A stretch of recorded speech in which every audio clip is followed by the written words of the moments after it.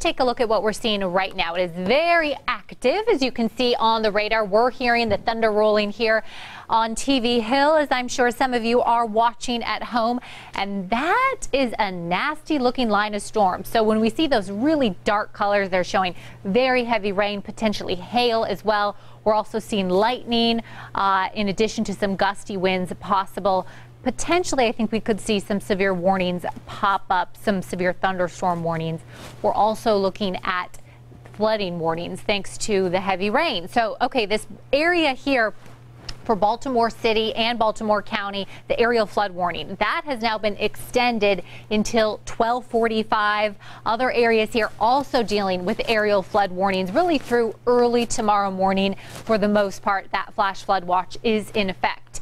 Temperatures: Baltimore, we're at 75, Annapolis 78, DC 72, Hagerstown upper 70s for you. It seems mid to upper 70s. That's where we all are across the state. Baltimore, we hit 80 degrees today. This area of low pressure continuing to cause us some problems. So actually you can see we have this warm front slowly retreating across the state and just a good amount of rain associated with that.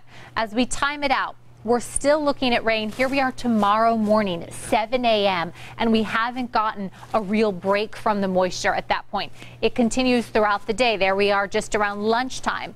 Lots of green here. Tuesday, 7 a.m. We're still seeing the rain.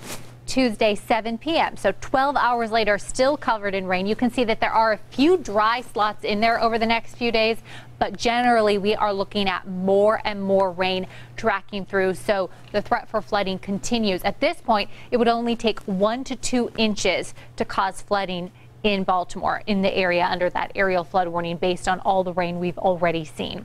Not a good scene out on the water. The small craft advisory is in effect until late tomorrow night. Gusts up to 25 knots are possible. Eventually, we're going to dip down into the low 70s, and then tomorrow, thanks to the rain, not going to make it much further than 81, 82 degrees. Over the next 5 days, you can see these consistent chances for storms.